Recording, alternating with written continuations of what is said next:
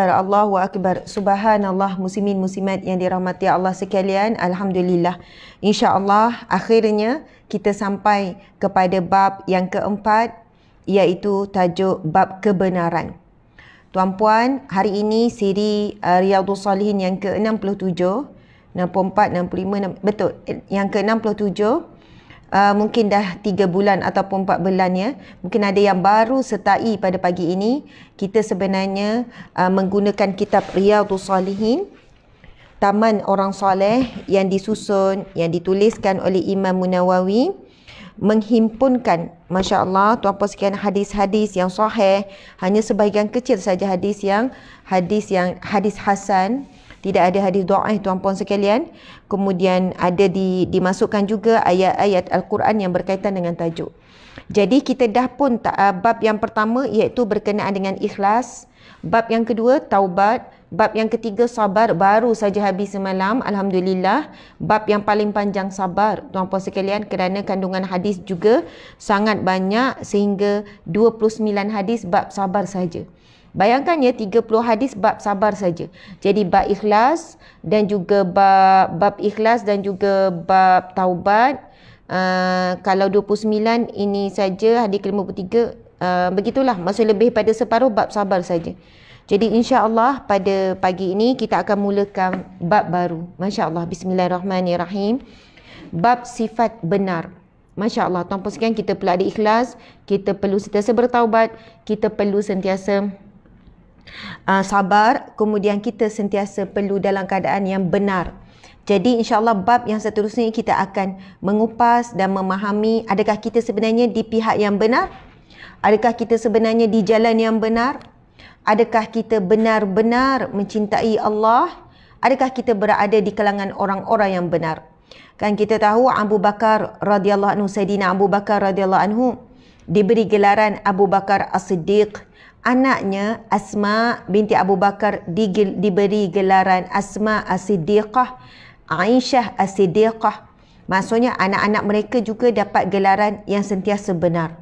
Tuan-puan di mata Allah sekalian, mungkinnya apa yang kita keluar daripada lidah, apa yang kita cakap daripada lidah, tidak menggambarkan hati kita.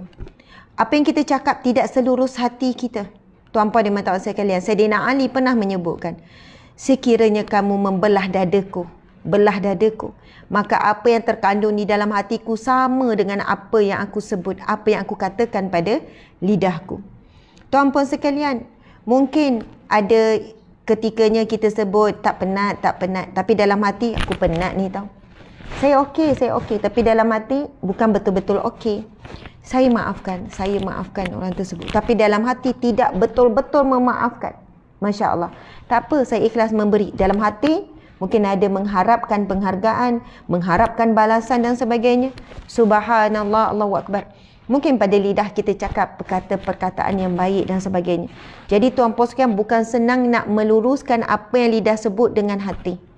Subhanallah, insya-Allah inilah bab yang sangat penting sebenarnya dan susunan oleh Imam Nawawi ini untuk kita menjadi orang soleh. Sebab itu diberi nama kitab ini Riyadhus Salihin, Taman Orang Soleh. Okey, kita akan mulakan dengan firman Allah Subhanahu wa taala. A'udzubillahi minasyaitonirrajim. Ya ayyuhalladzina amanu taqullaha wa kunu ma'as sadiqin. Sadaqallahul azim, yang bermaksud, wahai orang-orang yang beriman, bertakwalah kepada Allah dan beradalah bersama orang-orang yang bersifat benar. Orang yang bersifat benar, Masya Allah. Kita harus menghayati dan menyelami apa yang dimaksudkan. Kita perlu ada sifat mahmudah. Sifat mahmudah yang pertama yang kita dah belajar, ikhlas. Sifat mahmudah, tuan-puan sekalian, maksud mahmudah adalah sifat yang terpuji. Allah ya Hamid, Allah yang maha terpuji. Muhammad yang terpuji, maksud Muhammad. Jadi mahmudah, sifat-sifat mahmudah juga yang terpuji.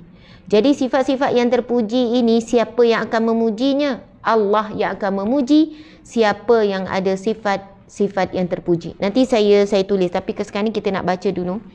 Okey, kita teruslah ya. Encik suami, kita terus pergi ke whiteboard. InsyaAllah kita terus menulis. Seronok sebenarnya anda cari buku tulis ya, nota.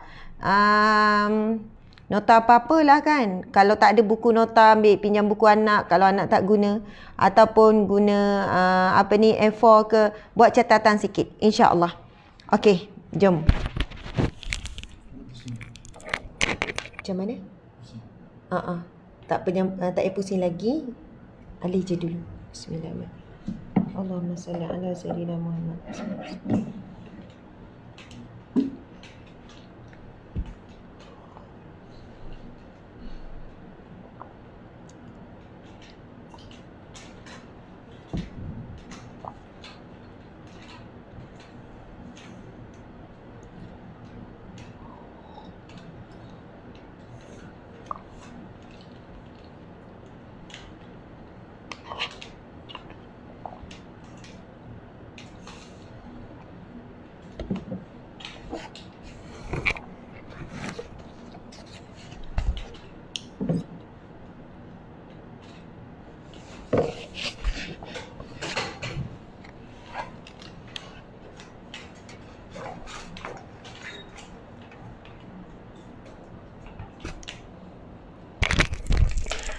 Okey, subhanallah, subhanallah, alhamdulillah, Allahu akbar.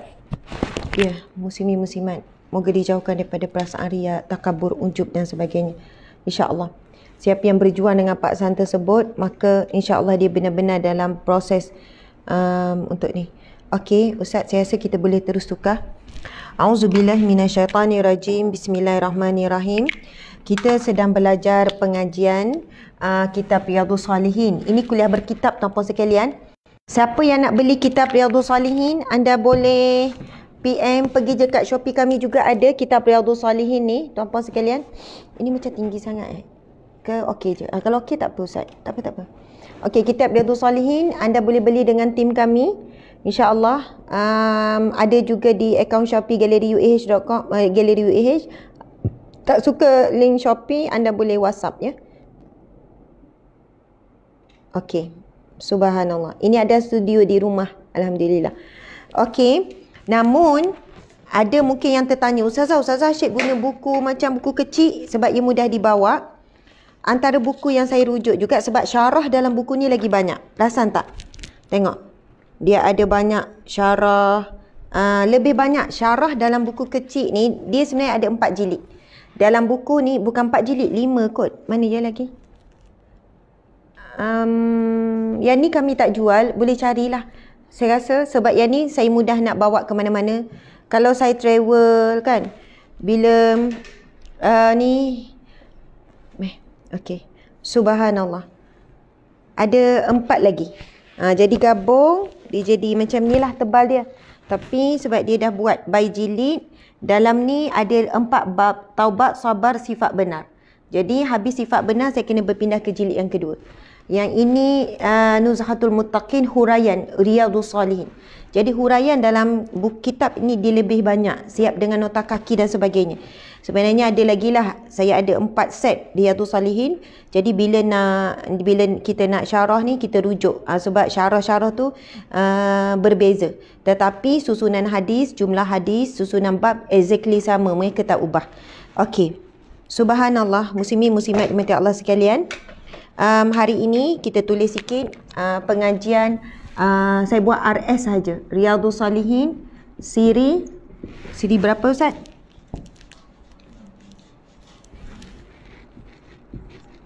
Riyadhus Salihin macam tak sedap je tulis RS. Riyadhus Salihin, pen ni tak sedap.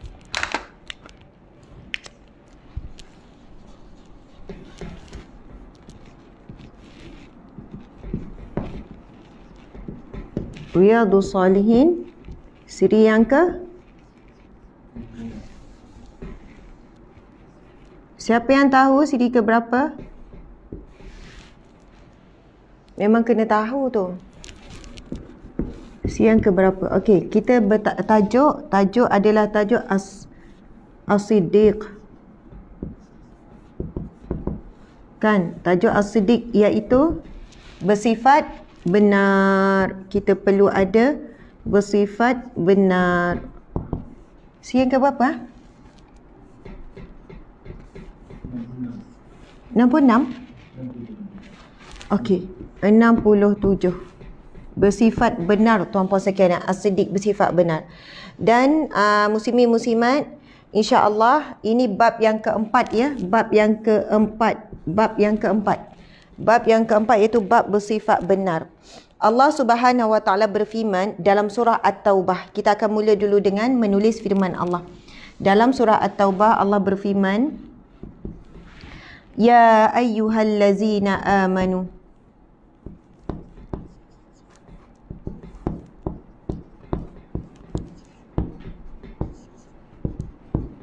Ya ayyuhallazina. Ya ayyuhallazina amanu. Maksudnya Allah menuntut kepada orang-orang yang beriman. Ya ayyuhallazina amanu. Jadi kalau kita orang yang beriman, ada firman Allah, Allah memulakan dengan ya ayyuhan nas. Tetapi bila Allah menyeru dengan ya ayyuhallazina amanu, wahai orang-orang yang beriman. Jadi kita perlu, Encik tolong buka ni. Jadi kita perlu untuk memberikan perhatian sebab kita nak kita tergolong di kalangan orang-orang yang beriman. Ya ayyuhallazina amanu. Wahai orang-orang yang beriman, ya ayyuhallazina amanu taqullah. Ya ayyuhallazina amanu taqullah.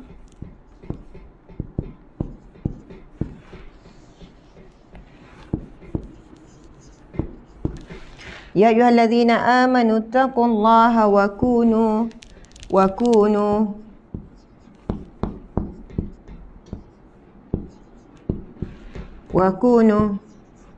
ma'as sadiqin. Boleh tuliskan ya tuan-puan sekalian. Salin.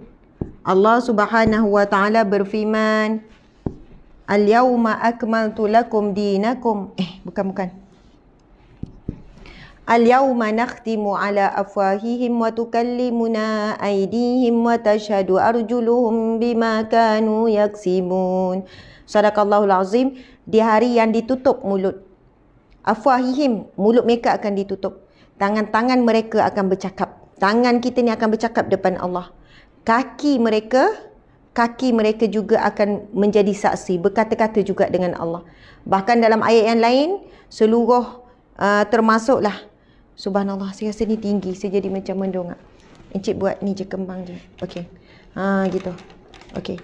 Dan seluruh apa ni? Okey. Baik, alhamdulillah. Dan ya betul. Kau tak rasa macam mendongak. Dan seluruh kulit, bahkan kulit pun akan bercakap di hadapan Allah kelak dengan apa yang telah kita lakukan. Masya Allah. Jadi bila hari ni kita menulis firman Allah, salin je tuan-puan sekalian, seronok bila kita menulis, buat catatan firman Allah. Kan mungkin sama ni tak pernah tulis ayat Al-Quran, duk tulis WhatsApp tak berhenti, duk tulis update status lama, duduk jari ni duk scroll je banyak, duk tekan. Tetapi esok-esok ada tak jari jemari kita ini jadi saksi dan berkata di hadapan Allah bahawasanya kita menuliskan firman Allah, menuliskan ayat-ayat Al-Quran, menuliskan hadis-hadis Nabi SAW. Sebab itu kalau kita tengokkan ulama terdahulu malam-malamnya menuliskan kitab, itulah qiyamul lail dia. Kan, membaca kitab, menulis kitab. Hadir majlis ilmu, mereka tak akan lepas daripada mencatat. Kalau Imam Syafi'i, kan, umur 15 tahun dah jadi mufti, umur 6 tahun, 7 tahun dah hafaz Al-Quran. Setiap kali hadir majlis ilmu, dalam majlis ilmu Imam Malik contohnya kan, masa hadir awal-awal, orang yang susah, miskin, tak ada kertas, tak ada pen. Apa yang dibuat, Imam Syafi'i tulis guna air liur pada tangan, kalau kering maka dia ingatlah. Maksudnya catatan itu adalah rutin orang soleh. Mencatat itu adalah rutin orang alim. Kita mungkin tak soleh, mungkin tak alim tuan-puan sekalian. Kan, sekurang-kurangnya kita buatlah sikit akhlak tersebut dan dapat pahala. Menulis ni dapat pahala, dapat. Kan, ketika itu jari kita sedang zikrullah. Bukan fikiran saja, bukan diri kita saja, seolahnya jari jemari kita ni sedang zikrullah, sedang mengingati Allah. Okey, tuan-puan sekalian, Allah Subhanahu Wa Taala berfirman dalam surah At-Taubah. Ini surah At-Taubah. Ada yang kata, Ustazah, tulisan saya tak cantik. Tulisan saya pun bukanlah cantik sangat, tuan-puan sekalian. Tapi Allah tidak melihat sama ada Cantik ke, tak cantik ke, tak ada masalah. Yang penting kita menulis ikhlas kerana Allah. Okey. Allah berfirman, Bismillahirrahmanirrahim. Ya, wahai. Ayyuha, wahai sekalian. Wahai sekalian yang. Macam itulah kalau nak perkata wahai sekalian yang ataupun wahai sekalian amanu, orang beriman. Wahai sekalian orang beriman. Ya ayyuhallazina amanu taqullah, bertakwalah kepada Allah.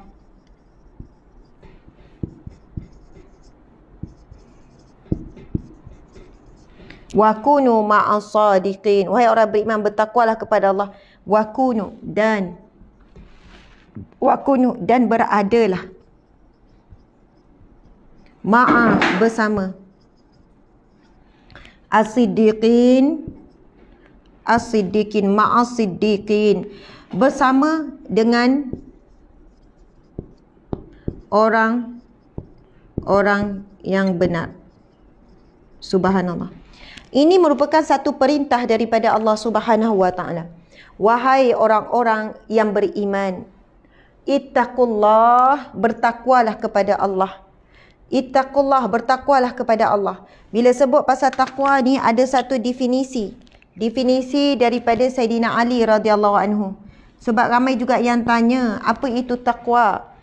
Ustaz kan ada yang pertama definisi daripada Saidina Ali radhiyallahu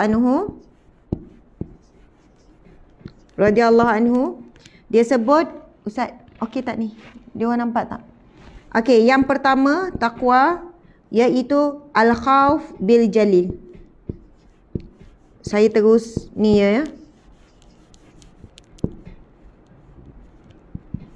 Al-khauf bil jalil. Yang kedua, al-amalu bit tanzil.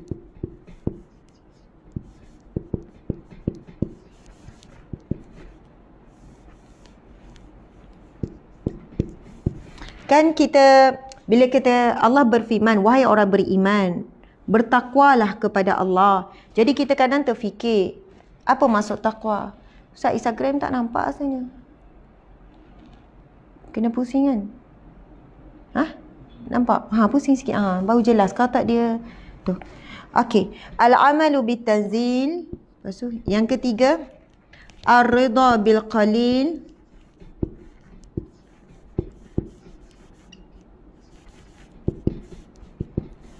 Kemudian yang keempat, al-isti'dadu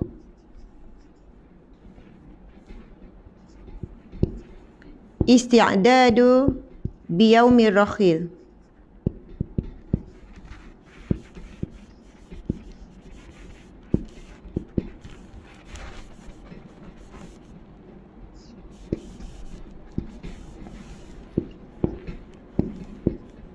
Okey. Biyaumi. Mungkin ada yang nak salin kan? Isti'dadu ar-ridha bil qalil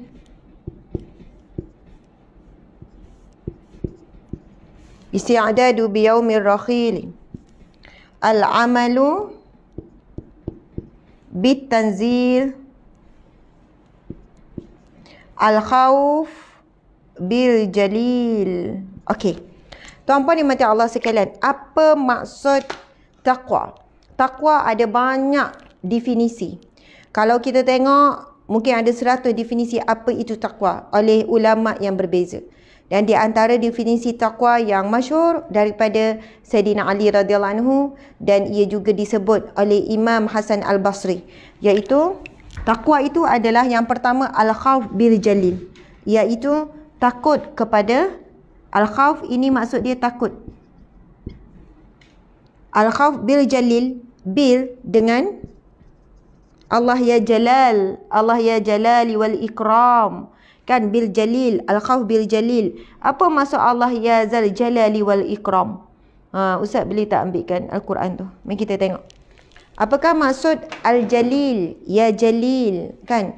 Zul Jalali wal Ikram. Kan kita ada baca yang antara yang hujung tu. Al-Afu Ar-Rauf Malikul Mulki Zul Jalali wal Ikram. Okey, Al-Jalal, Zul Jalali, Al-Jalal maksudnya memiliki kebesaran, wal Ikram dan kemuliaan. Jadi bila sebut Al-Khawf bil Jalil, kan kita pun fikir Jalil ni siapa pula? Ada orang nama Jalil kan? Ada nama Jalal. Subhanallah. Maksudnya ini adalah salah satu nama Allah Asmaul Husna. Al-Khawf bil Jalil, takut dengan Allah. Subhanallah. Tuan-puan sekalian, definisi takut kepada Allah ni pula ada banyak. Takut kepada Allah, takut kepada manusia, kita jauhkan diri daripada manusia tersebut. Takut daripada binatang pun sama. Takut kepada ular, kita lari. Tapi kan tuan-puan sekalian, ramai orang dia tidak tahu dan dia tidak tahu apa yang dia takut. Okey, contoh Sini. Macam mana? Sinilah pula encik suami. Minta maaf. Ini motivasi, sekadar motivasi.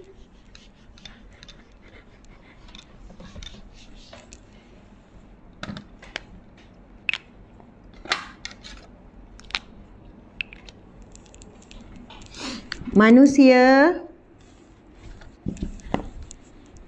saya nak kupas pasal takut tu. Okey. Manusia akan, ini ayat biasa ni, siapa-siapa pun boleh tulis, ramai juga yang dah tulis. Manusia akan takut dengan apa yang tidak diketahui. Ini antara ayat yang berkaitan dengan takut yang kita boleh kupas. Boleh buat banyak ayat dengan perkataan takut. Manusia akan takut dengan apa yang tidak diketahui. Okey. Antara yang boleh kita fahami daripada ayat ini, contohan. Tuan-puan takut tak hantu? Siapa yang takut hantu kat sini? Daripada kecil dimomokkan pasal hantu pokok, hantu pontianak, hantu itu, hantu ni. Betul kan? Berapa ramai di kalangan kita yang pernah tengok hantu? Lepas tu tengok ada cerita-cerita pasal hantu, ada orang lukis hantu, betul kan? Lepas tu semakin masa kita kecil, saya pun macam tu, takut ni hantu, jangan tengok. Lalu kat pokok tu jangan tengok. Kan nanti ada hantu duduk kat atas tu, hantu kencing lah, apalah macam-macam lah. Ada hantu gini-gini. Subhanallah. Dan kita tidak tahu hakikat sebenarnya. Lalu kita semakin besar, pengetahuan kita juga dah bertambah pasal hantu. Sebenarnya hantu itu daripada di kalangan jin, syaitan, iblis dan sebagainya. Dan sebenarnya kita tak perlu takut pun kepada hantu, contohnya kan. Dan bagaimana cara nak melawan hantu? Hantu ni bahasa kita lah, kan, ghost. Tapi sebenarnya ia daripada gangguan jin, syaitan dan sebagainya. Roh-roh yang dikatakan, wallahu a'lam, saya pun tak mahir. Tapi bila kita dah tahu, kita rasa macam kita dah kenal bagaimana nak melawannya dan sebagainya. Ada bacaan-bacaan ayat, kan, bagaimana nak pagar rumah, bagaimana sekian-sekian kalau orang yang berniaga. Jadi kita mula kurang rasa takut bila kita mengenal apa yang kita takuti. Ada orang kita kata, beraninya dia dengan ular, sebab dia kenal ular. Dia dah belajar pasal ular. Ular ni kena pegang sini, jangan pegang sini. Ular ni tak ada bisa. Ular ni pantang dia apa, jangan lari. Ular ni sekian-sekian. Jadi disebabkan dia tahu banyak pasal ular, dia dah makin hilang ketakutannya kepada ular. Faham ya? Sama juga kita kan, takutnya nak pergi interview, takutnya. Lagi banyak kita tahu tentang syarikat tersebut. Okey, tak apa, aku buat kajian. Syarikat ni gini-gini, dimulakan daripada ni. Okey, dia punya pengarah dia sekian-sekian. Okey, syarikat ni dia lebih ni. Jadi lebih banyak kita tahu tentang sesuatu yang kita takuti, maka ketakutan kita semakin berkurang. Faham ya? Takut ni. Ada orang, saya takutlah nak pelihara kucing. Tadi ada orang nampak kucing kan. Ustaz boleh ambil ke seekor? Ada orang kata, takutlah nak pelihara kucing, takut kucing cakau, takut kucing berak merata, nanti bau kucing. Lepas tu macam mana tentang kebersihan, nanti bau busuk tahi dia kan, sekian-sekian. Tuan puan sekalian, saya pun pernah macam tu. Rasa macam susahnya lah jaga kucing, bimbangnya lah kan dia pergi kat rumah jiran dan sebagainya. Belum lagi bimbang-bimbang yang lain lah kan. Tapi bila kita dah mula belajar memelihara kucing, kita dah mula belajar dengan trainer, dengan itu banyak mengkaji, kita mula hilang rasa takut digantikan dengan keyakinan. Tuan-tuan yang mati Allah sekalian, kita ramai tak kenal Allah. Kita ramai tak kenal Allah. Sebab itu Al-Qaw bijalismenya, rasa takut dengan Allah, dia bukan ketakutan kita kepada makhluk. Takut kita kepada makhluk, tuan-puan sekalian, ada ketakutan yang kita ingin jauhi, ada juga ketakutan yang kita nak hadapi. Macam kita takut dengan SPM kan, kita bukan jauhi SPM, tapi kita semakin dekat-dekat. Maksudnya mendekati, bukan makin menjauhi. Tetapi dengan kita mengenali SPM itu, dan kita buat persiapan untuk SPM dan sebagainya. Masya Allah. Tuan-tuan dimati Allah sekalian, dengan kita mengenal Allah, masuk antara erti takut bukan menjauhkan diri daripada Allah, tapi semakin mendekatkan diri kepada Allah. Sebab orang yang jauh dengan Allah, orang yang paling takut. Kan, betul tak? Kita rasa takut dengan Allah. Fatimah, kita rasa takut dengan Allah sebab apa? Kita jauh daripada Allah. Ini subhanallah. Bismillahirrahmanirrahim.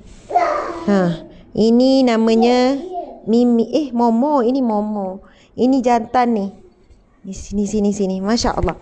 Kami sebenarnya kan baru juga belajar. Baru-baru jugalah dalam beberapa bulan. Memelihara kucing. Masya Allah. Ini, betina. Rupanya kan, bagaimana binatang ini boleh ditrain. Dan saya tengok sikap anak-anak boleh dibentuk dengan rasa tanggungjawab. Bagaimana walaupun kucing ni dalam rumah, tapi rumah tetap tidak berbau. Semua tu ilmu-ilmu tu, saya rasa ilmu yang sangat bagus kita sebagai manusia sama-sama mencintai binatang ataupun makhluk yang dicintai oleh para sahabat Nabi. Dikatakan binatang syurga dan sebagainya. Tuan-tuan di mata Allah sekalian. Dengan itu juga, subhanallah, boleh membentuk sikap disiplin anak.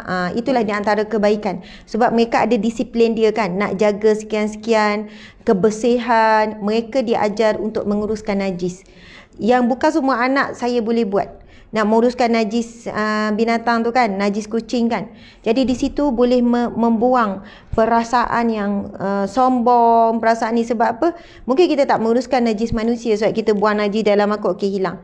Tapi bila dia buang najis di dalam pasir dia dan sebagainya, perlu diuruskan, bau busuk, menahan diri. Mudah-mudahan besok kalau mereka perlu buat kerja-kerja yang kotor, mereka dah terbiasa. Sebab itu dalam membiasakan perkara ini, ia sedang membentuk akhlak-akhlak mahmudah. Tuan-puan dimati Allah sekalian, apabila kita dengan Allah Subhanahu Wa Taala, siapa yang tak kenal Allah, maksudnya dia jauh dengan Allah. Jadi ketakutan dia ingin menjauhkan diri daripada Allah Subhanahu Wa Taala. Dalam hati dia cuba menafikan bahawasanya neraka itu tidak benar, syurga itu tidak benar. Saya dah jumpa ramai tuan-puan sekalian, Masya Allah, yang buat aduan kan, sama ada ibu ayah ataupun person itu sendiri di kalangan orang muda hari ini. Dia kata, Ustazah, sebenarnya saya berpegang kepada sebenarnya syurga dan neraka itu tidak wujud. Setelah kita mati, sebenarnya kita tak akan dibangkitkan semula. Setelah kita mati, kita akan hilang. Sebagaimana kita daripada tidak ada, kita diwujudkan, begitu juga daripada kita wujud, kita akan ditiadakan semula.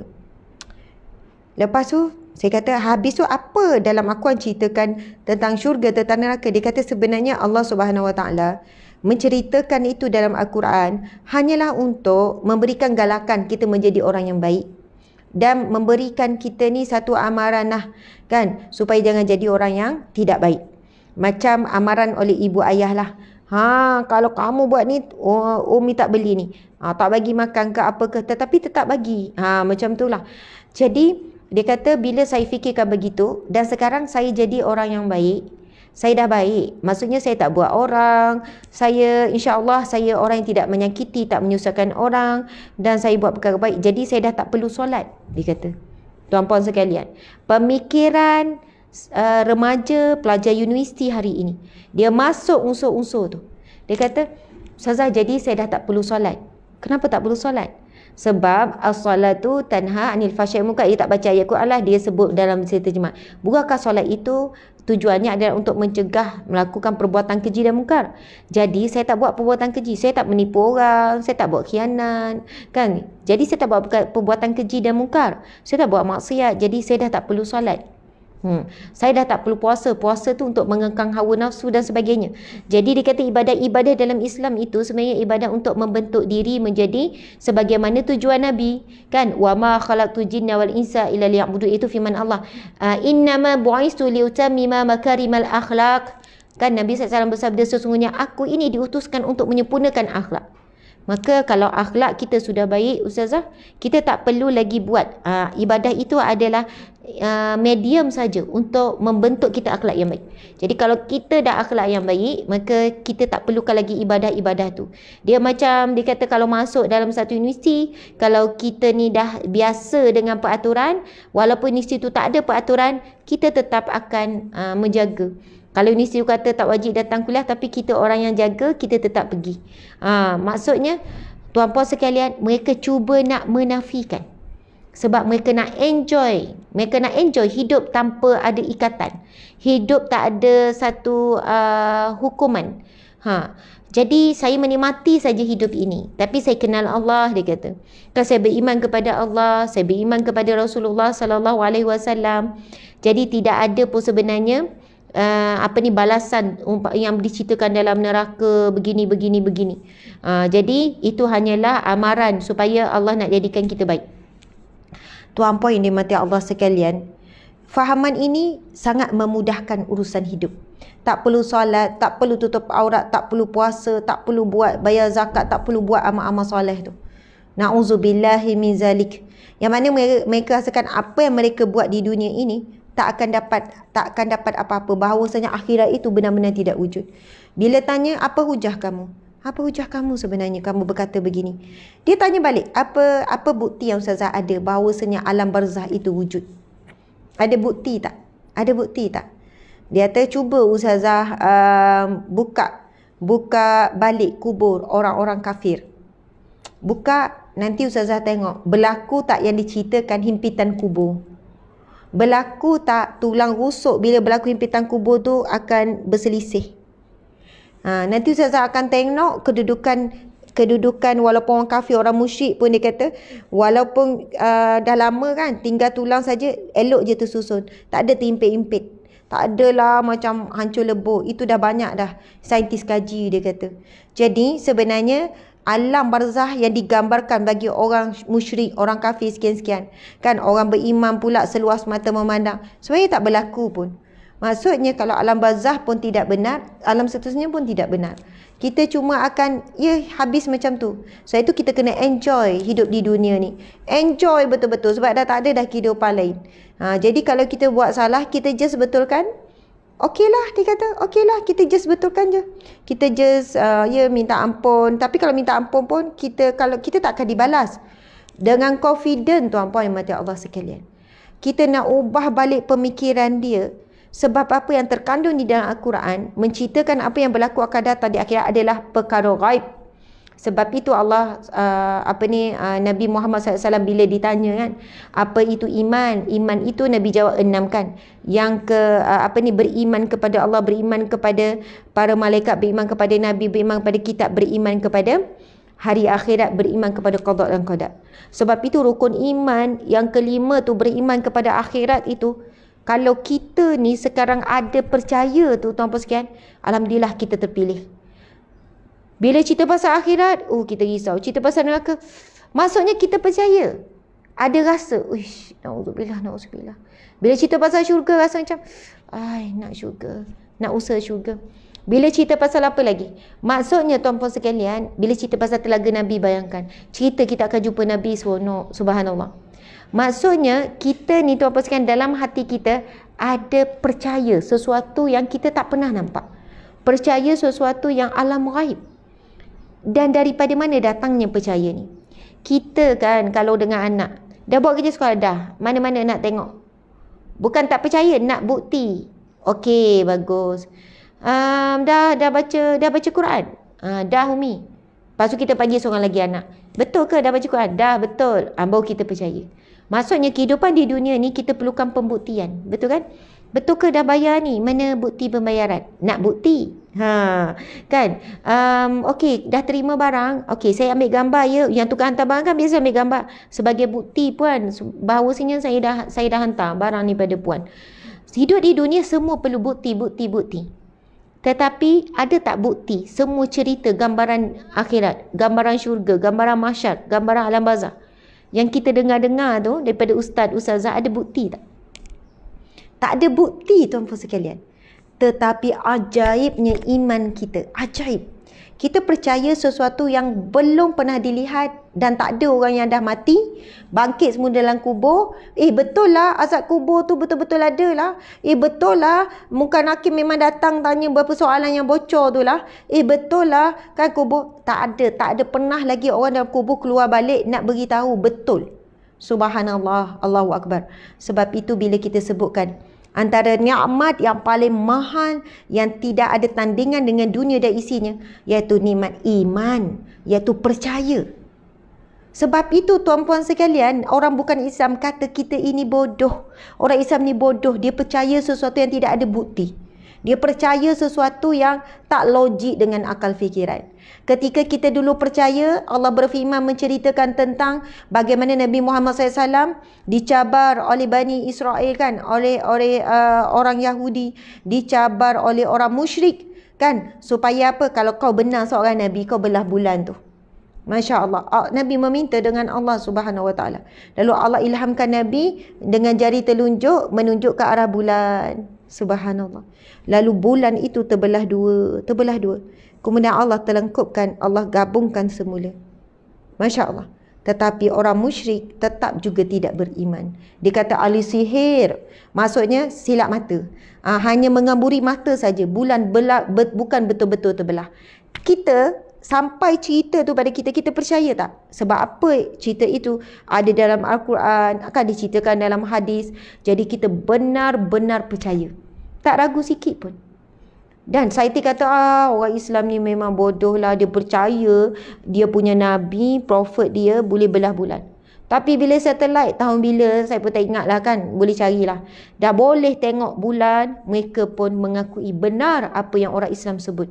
Bulan pernah terbelah dua. Ada skar sekeliling bulan. Ada parut sekeliling bulan yang menunjukkan memang betul bulan pernah terbelah dua. Kemudian digabungkan semula. Bila kita cakap, okey kita cerita kisah Nabi Nabi Musa belah laut. Kan? Kita percaya daripada kecil. Saya rasalah saya pun daripada kecil kan. Macam tak logik lah. Tak pernah cakap. Ustaz, macam tak logik je. Mana boleh laut dibelah dua? Kan? Tapi bila dengar je cerita, kisah Nabi Musa ni dia ada mukjizat dia. Tongkat dia tu bila baling jadi ular, mengalahkan ular-ular ahli sihir Firaun. Lepas tu ahli sihir Firaun semua masuk Islam, semua ucap syahadah. Sebab apa? Ahli sihir ada ilmu apa? Dia paling tahu apa itu sihir. Sihir ni benda yang tak berlaku pun. Kan ahli sihir ni dia baling tali, sebenarnya tali tu tak tukar jadi ular. Tetapi iblis syaitan mengaburi mata-mata orang yang sedang melihat itu jadi bergerak-gerak jadi ular. Padahal tak bergerak. Jadi ahli sihir ni dia paling tahu tentang sihir. Jadi bila dia melihat tongkat Nabi Musa AS, bila dilemparkan terus jadi ular yang hidup. Ular betul-betul. Dan mereka tahu ini bukan sihir, melainkan ini adalah mukjizat. Sihir tak boleh buat macam tu. Tak boleh ubah terus. Dia cuma boleh mengaburi mata saja, nampak apa yang sepatutnya tak nampak. Dengan bantuan jin, syaitan, iblis. Sebab tu namanya ahli silap mata. Mata kita tersilap lihat saja. Dengan apa? Dengan kepandaian yang dilakukan oleh yang digunakan yang dikerjasama dengan syaitan, iblis dan sebagainya. Na'udzubillah. Jadi mereka terus memeluk Islam, ucap syahadah. Sampai apa? Kalau kita baca dalam Al-Quran diceritakan ahli sihir Fir'aun ni, bila diucap syahadah kan bahawasanya Allah itu Tuhan, bukan Fir'aun Tuhan, dan bahawa Nabi Musa ini pesuruh Allah. Apa yang dilakukan? Terus Fir'aun panggil, paksa supaya keluar balik dan mengakui dia adalah Tuhan. Tetapi bayangkan iman, walaupun baru saja mereka ucap syahadah, iman ahli sihir itu terus terpahat kuat. Apa yang Firaun buat? Memotong anggota badan secara bersilang. Firaun paksa, lalu ahli sihir itu dipotong tangan kanan, dipotong, kemudian tak keluar Islam. Padahal baru masuk ni, bukanlah lahir Islam ni. Baru masuk ni, baru ucap syahadah ni, dipotong hidup-hidup. Tak nak juga, dipotong pula kaki kiri, bersilang tanpa sekian. Kanan, kiri, dipotong hidup-hidup. Darah mancuk-mancuk, dipotong, digergaji. Kemudian tak nak bertahan juga dengan iman bahawasanya Allah itu Tuhan. Kemudian dipotong pula tangan kiri, dipotong pula kaki kanan. Akhirnya mereka mati, ahli sihir Firaun itu beberapa orang mati dalam keadaan beriman kepada Allah Subhanahu Wa Taala. Tuan-puan sekalian, orang dulu nak pertahankan iman, umat terdahulu nak pertahankan iman, itu dia punya cabaran. Kita hari ini tuan-puan sekalian, iman yang Allah beri daripada kecil. Iman itu apa maksud dari segi ringkasnya, iaitu percaya kepada Allah. Percaya hari kiamat. Kita, Masya Allah, sebab itu pelik kita ni. Kita percaya bulat-bulat. Daripada kecil dengar cerita ni, okey, balik cerita pula. Mau tahu tak kisah Nabi Musa kan boleh belah laut? Tak ada kita petikai. Macam tak logik kan? Boleh ke belah laut? Tu apa sekian? Hari ini tak ada teknologi pun boleh belah laut. Laut tu yang ada sampai kedalaman, dasar laut dan sebagainya. Tak ada teknologi. Kalau bolehlah depan sikit, tapi air daripada bawah. Tapi subhanallah, tu apa sekalian, orang bukan Islam kata orang Islam bodoh, boleh percaya benda tak logik. Tapi akhirnya mereka jumpa kan bagaimana laut terbelah di satu sungai mati kan Ustaz kan? Sungai mati, laut mati tu tuan-puan sekalian. Dengan tempat terbelah dan ada kesan-kesan arkeologi menunjukkan benar laut ini pernah terbelah. Baru mereka terdiam. Sebab itu ramai orientalis, dia cari cerita dalam Al-Quran, dia cari ibadah-ibadah yang umat Islam buat untuk mencari kekurangan, untuk mencari keburukan, untuk menafikan. Akhirnya mereka jumpa kebenaran. Ini tajuk kita, benar ni. Jumpa kebenaran, dan disebabkan kebenaran itulah mereka akhirnya ramai orientalis masuk Islam. Orientalis barat ini yang kita dah sebut orientalis. Saya belajar masa master dulu, buat kena buat satu apa ni kita panggil kerja khusus ni. Projek akhir, bukan projek akhir, kerja khusus bahasa Inggeris apa? Assignment. Bunyi hebat sikit. Okey, assignment kan. Ada tajuk tu buat kajian siapakah orientalis. Orientalis ni tuan-puan sekalian, Barat dia memang ada mengumpulkan saintis-saintis daripada pelbagai bidang yang dibayar jumlah yang sangat tinggi, diberikan segala keperluan dia hanya untuk tujuannya untuk mengkaji tentang Islam, keburukan Islam, sampai ibadah solat dia nak cari kekurangan itu, ini dan sebagainya. Saya nak tugasnya itu. Jadi orientalis ni dia terbahagi kepada dua akhirnya. Bila kita buat kajian kan, masa tu kena buat assignment, terbalik pada dua. Ada yang masuk Islam akhirnya orientalis ni, walaupun mereka diugut, bunuh, mereka ni sebab mereka terikat apa semua, ada yang memeluk Islam. Ada yang semakin bertambah kekufuran. Samalah juga seperti Bani Israel dulu, minta bukti, Nabi Musa bagi bukti kan, minta ini, tetapi mereka tetap tidak beriman kepada Allah dan mereka bertambah-tambah kekufuran. Sebab itu tuan-puan sekalian, iman adalah satu nikmat yang paling utama dalam dunia. Kalau kita miliki semuanya tapi kita tidak beriman kepada Allah, sebenarnya hidup kita hancur. Kita tidak memiliki apa-apa tuan-puan sekalian. Tetapi jika kita tak ada apa-apa, hidup susah apa semua, tapi dalam hati ini ada beriman kepada Allah, kita memiliki dunia dan isi. Sebab apa? Ganjaran orang yang beriman di akhirat, subhanallah, berganda-ganda daripada dunia dan isi. Sebab tu kata kita memiliki. Dengan kita memiliki iman, kita memiliki akhirat. Dengan orang yang tidak memiliki iman, maka dia telah pun kehilangan akhirat. Na'udzubillah min zalik. Jadi tuan-puan di mata Allah sekalian, sebenarnya saya nak kaitkan tadi, manusia akan takut dengan apa yang tidak diketahui. Kita tidak kenal Allah, sifat Rahman, Rahim, sifat Al-Jabbar. Kalau saya nak kupas nama Allah Ya Jabbar, sebab tu daripada asal-usulnya kita boleh kenal Allah. Al-Jabbar maksudnya Allah yang maha memaksa. Allah Ya Jabbar, nama pun Jabbar kan, nama macam gah gitu kan. Ya Jabbar maksudnya Allah yang maha memaksa. Tuan-puan di mata Allah sekalian, tanda Allah sayang kita, Allah paksa kita kembali kepada dia. Kalau bukan melalui jalan nikmat yang menyebabkan kita tak balik kepada Allah, Allah beri melalui jalan ujian. Lalu kita pun kembali kepada Allah Subhanahu Wa Taala melalui jalan ujian. Saya nak cerita satu kisah. Ada seorang wanita ni, dalam satu kuliah saya kan, dia hadir. Ni cerita dah 5 tahun 6 tahun lepas kot. Dia kata masa tu gini, saya tengah ceramah ni ceramah berkala. Jadi 2 minggu sekali saya mengajar di satu masjid di sekitar Seremban. Saya tak pernah tengok wanita ni dia pakai selendang. Maksudnya nampak rambut dia pakai selendang. Tuan-puan ya. Kita tahu dia mungkin tak pernah pakai tudung. Jadi dia nak datang majlis ilmu, dia pakailah selendang. Okey, orang semua dah berlalu, tinggallah dia duduk. Dia tunggu saya. Dia nak jumpa sangat. Bila dia datang, dia terus menangis. Dia kata, Ustazah boleh tak jumpa sekejap? Saya kata, boleh. InsyaAllah sekejap boleh. Sebab saya nak bekerja pergi kuliah lain pula. Lepas tu dia kata, Ustazah, saya tidak pernah datang masjid seumur hidup saya. Saya tak pernah datang masjid, Ustazah. Alhamdulillah, apa yang membuatkan puan datang? Dan saya tak pernah hadir majlis ilmu. Inilah kali pertama, Ustazah. Dan saya tidak pernah pakai tudung, Ustazah. Ini kali pertama saya meletakkan kain sebab saya nak datang masjid. Apa yang membuatkan puan datang ke sini? Apa yang membuatkan puan nak duduk dalam majlis ilmu ni? Menangis. Apa yang membuatkan puan ni? Dia kata, Ustazah, Allahu Akbar. Allah uji hidup saya melalui suami. Suami yang saya sayang, yang saya setia, yang saya jaga.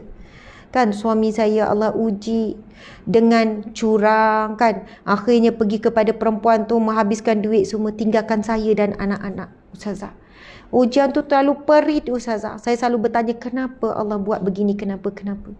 Dan akhirnya saya datang ke rumah Allah ni. Saya bertanya, saya nak tahu kenapa. Lepas tu dia kata, Ustazah, kebetulan saya tak ingat masa tu saya berkongsi pasal tajuk apa, dan saya dapat jawapan, Ustaz. Saya dapat jawapan dalam kuliah yang dia duduk lebih kurang sejam tu kan, sebab tu saya nampak duduk nangis. Allah menjawab kenapa. Lepas tu dia kata, Ustazah doakan saya nak hijrah. Saya nak ubah. Dan mungkin inilah caranya Allah memaksa saya kembali kepada dia. Dengan cara yang saya amat sakit. Saya kehilangan suami, kehilangan harta. Sebab tak bekerja, suami yang menanggung, hidup mewah dan sebagainya. Hidup dalam keadaan lalai dan sebagainya. Kan, tapi Allah ambil punca yang menyebabkan saya kehidupan saya begitu. Dan saya perlu bermula pada kosong. Saya percaya, Ustazah, insya-Allah Allah akan bantu saya. Allah tak akan tinggalkan saya. Saya pun menangis sama, saya kata, ya Allah ya Jabbar yang sedang memaksa puan untuk kembali kepadanya. Lalu dia kata, kalaulah Ustazah begini rasa sakitnya, kan, bukan begini, dia kata walaupun sakit sangat ujian ini, namun Ustazah, saya dah mula merasakan manisnya bila saya datang masjid, duduk di majlis ilmu, manisnya saya mula pakai tudung dan saya mula nak solat. Dan ia ada sesuatu yang berbaloi. Maksudnya, subhanallah, seolahnya dia nak sebutkan ayat, dia bersyukur dengan ujian yang Allah beri itu, kerana nikmat lebih besar daripada nikmat dia memiliki suami, iaitu nikmat dia kenal Allah. Nikmat kenal Allah. Nikmat datang masjid, dia tenang. Nikmat duduk di majlis ilmu. Nikmat bila mula nak solat, sebab dia kata selama ni hati saya walaupun nampak semua ada, hidup mewah senang, tapi hati saya tidak tenang. Tidak pernah saya rasa hati setenang ini. Yang mana saya mengalirkan air mata. Kalau sebelum ni menangis, mengalirkan air mata macam merayu dengan suami. Tapi saat ini saya menangis air mata yang rasa tenang sangat, dia kata. Tuan-tuan dan mata Allah sekalian, kalau itu baru kita kenal nama Allah ya Jabbar, yang maha memaksa. Allah apabila mencintai hambanya akan paksa kita kembali kepada Allah. Kalau bukan dengan jalan nikmat membuatkan kita makin jauh, Allah berikan kita jalan ujian yang akhirnya kita mula merasakan dunia ini pahit. Kita mula mencari penawar yang hanya dimiliki dengan Allah Subhanahu Wa Taala. Tuan-puan dimati Allah sekalian, nampaknya kita tak habis pun kupas tu, nampak tak? Okey, encik suami kita pusing sini pula, masa dah habis.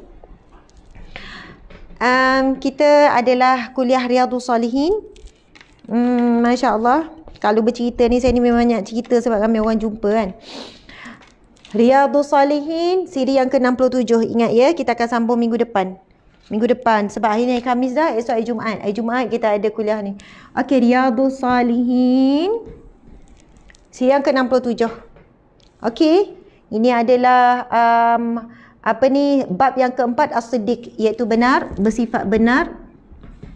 Dan kita dah baca firman Allah Subhanahu Wa Taala, ya ayyuhallazina amanu taqullaha wa kunu ma'as sadiqin. Ini adalah perintah Allah. Wahai orang-orang yang beriman. Kalau kita orang yang beriman, kita akan bagi perhatian.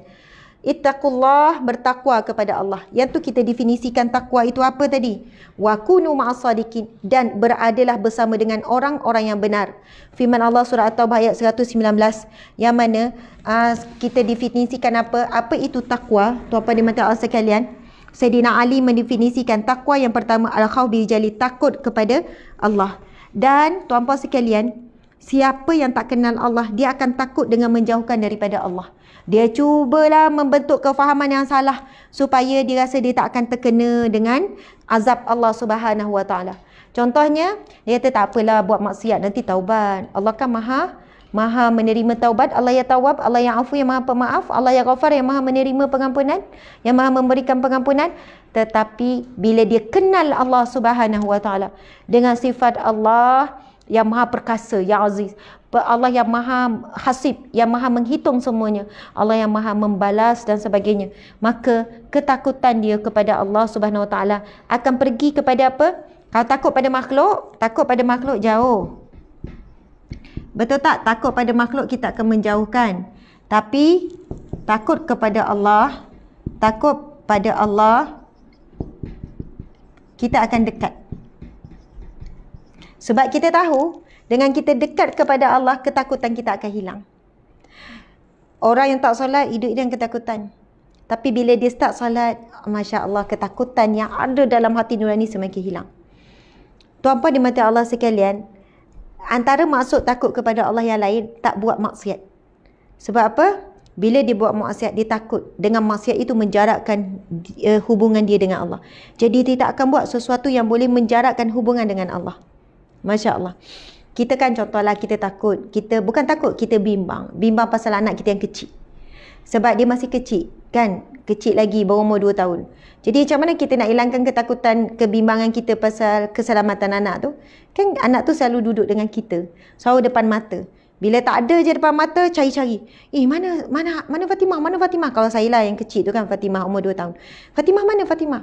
Kalau yang lain tak nampak depan mata, okey. Subhanallah. Kita takkan buat sesuatu yang menjauhkan diri daripada Allah. Maksiat, begini-begini. Sebab takutnya kita kepada Allah Subhanahu Wa Taala, dan ketakutan kita itu, kita tak boleh jauh daripada Allah. Hilang ketakutan dengan dekat pada Allah, makin hilang. Tuan-puan di mata Allah sekalian, takut pada Allah, kita semakin dekat dengan Allah. Solat, puasa, zakat, buat baik, semua itu mendekatkan kepada Allah. Jadi takut itu membawa masuk dekat dengan Allah Subhanahu Wa Taala.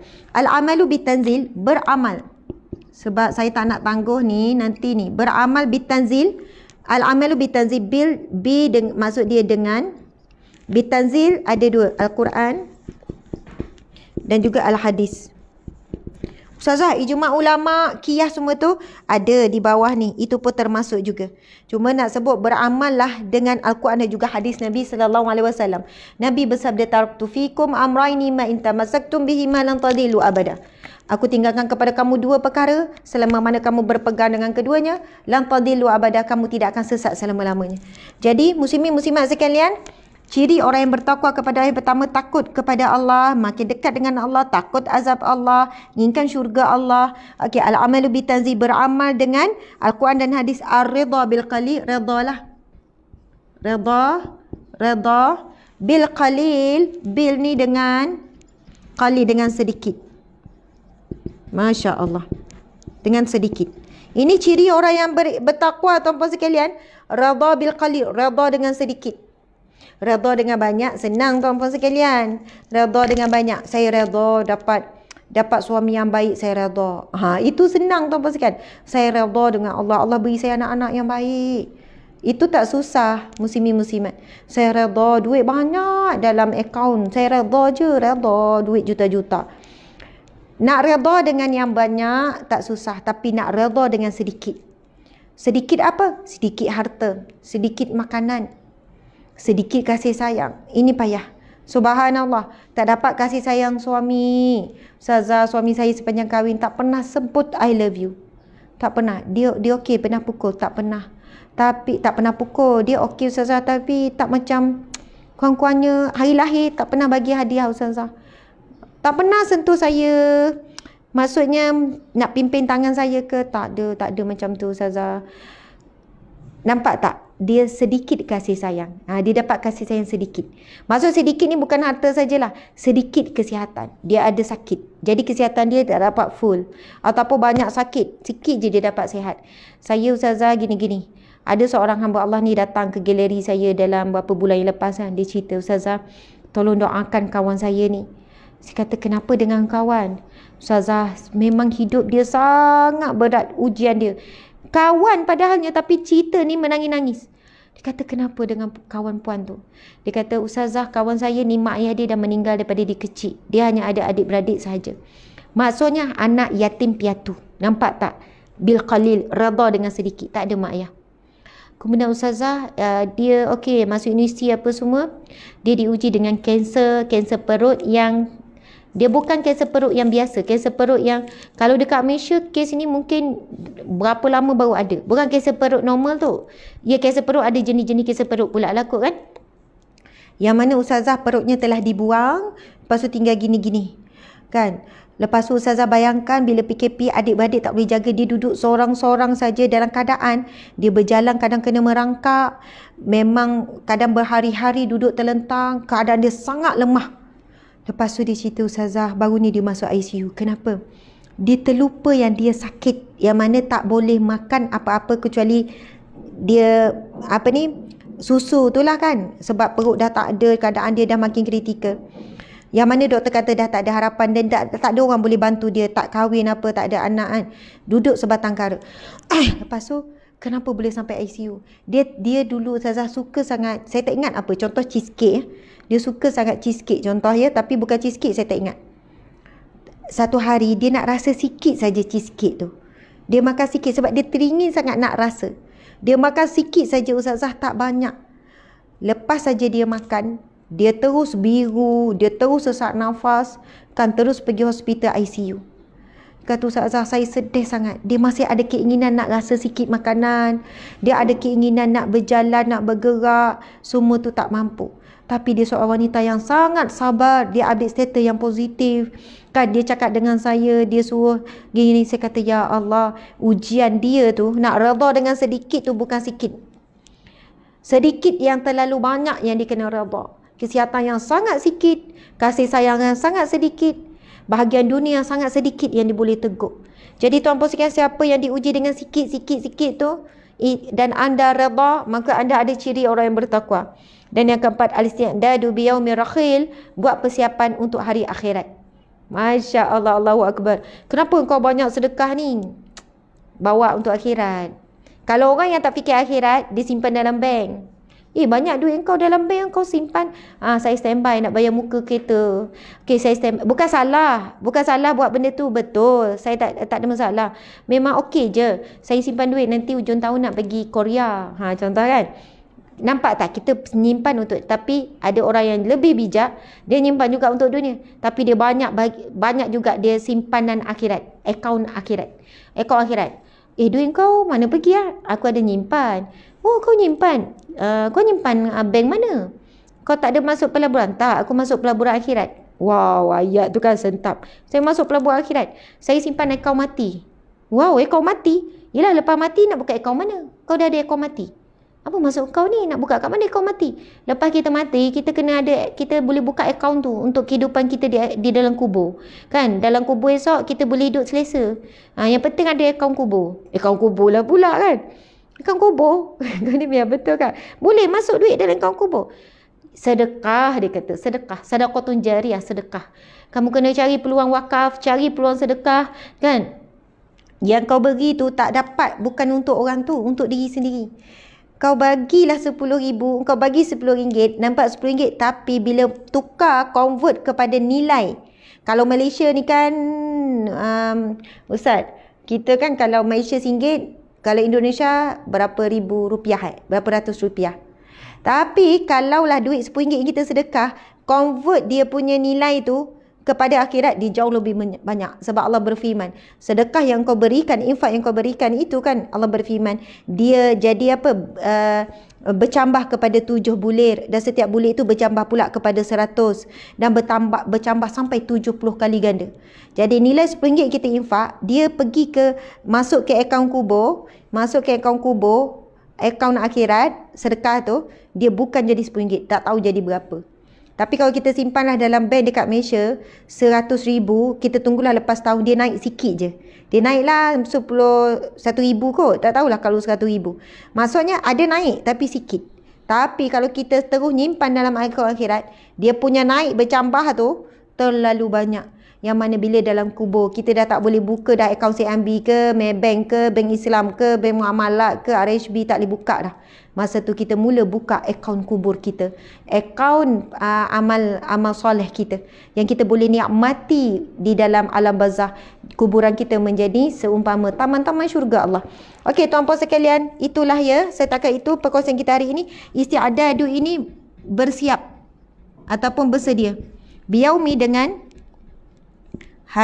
hari rahil ni, biyaumi rahil, hari kiamat ataupun akhirat ataupun kematian kita. Kiamat kecil kan, kematian kita. Bersiap sedia dengan kematian. Inilah ciri-ciri orang yang bertakwa. Dan insya-Allah kita akan sambung pada Isnin minggu depan dalam kuliah Riyadhus Salihin. Wa kunu ma'as sadiqin, dan bersamalah kamu dengan orang-orang yang benar. Siapakah orang-orang yang benar? Kenapa Allah perintahkan kita kena duduk berkawan dengan orang-orang yang benar? Subhanallah, orang yang benar pada zahir dan juga pada batin. Kalau dia sebut dia cakap begitu, begitulah yang dia buat. Jadi dengan kita berkawan bersama dengan orang benar, kita juga jadi orang yang benar, insya-Allah. Mohon maaf salah dan silap. Terima kasih kepada semua. Insya-Allah kita akan bertemu lagi pagi esok. Dalam hari ni ada kuliah tak Ustaz? Tak ada. Kita akan bertemu esok insya-Allah dalam pukul 10, iaitu Aikim. Setelah Aikim esok insya-Allah saya akan membawakan tajuk air mata Rasulullah sallallahu alaihi wasallam. Okey, biasalah kita akan hilangkan sedikit webinar cara bijak Rasulullah mendidik keluarga, dan webinar ini tuan-tuan sekalian ditunda 2 minggu ke 13 Oktober. Confirm dah ditunda kerana insya-Allah pada minggu depan kami akan menunaikan umrah. Amin ya rabbal alamin. Jadi bimbang tak sempat balik sebelum 13 Oktober sebab ada kuarantin dan sebagainya. Jadi kita tunda 2 minggu selepas, iaitu pada 13 Oktober 2021, insya-Allah. Cara bijak kita masih dalam perancangan, belum confirm lagi, dalam perancangan insya-Allah. Okey, tapi yang ni confirm kita tunda kepada 13 November, hari Sabtu. Sebenarnya waktu masa tarikh semua tu tak adalah penting sangat sebab kita bukan program hadir. Ini alamanya tuan-puan sekalian. Jadi anda ambil slot, bukan semestinya anda wajib hadir pada hari itu. Anda boleh saja ni. InsyaAllah nampak webinar cara bijak Rasulullah. Panel pertama saya sendiri. Saya akan bawakan tajuk hebatnya Rasulullah dalam mendidik anak. Hebatnya Rasulullah dalam mendidik anak. Saya akan kongsikan 20 tip cara Rasulullah dalam pendidikan kepada anak-anak. Kan, bagaimana kita nak handle masalah anak suka menjawab, anak yang kita sebutkan degil, nak sebut pun tak sedap ya perkataan degil tu. Anak yang malas nak solat, anak yang tak fokus belajar, insya-Allah kita akan kupas. Kemudian Ustaz Muhammad Abdullah Amin akan bawakan tajuk teladan Nabi dalam mendidik pemaisuri hati. Jadi insya-Allah cara Ustaz Abdul Amin akan berkongsi bagaimana nak didik isteri, bagaimana nak berhadapan dengan isteri yang mungkin ada masalah dari sudut akhlak, tanggungjawab dan sebagainya.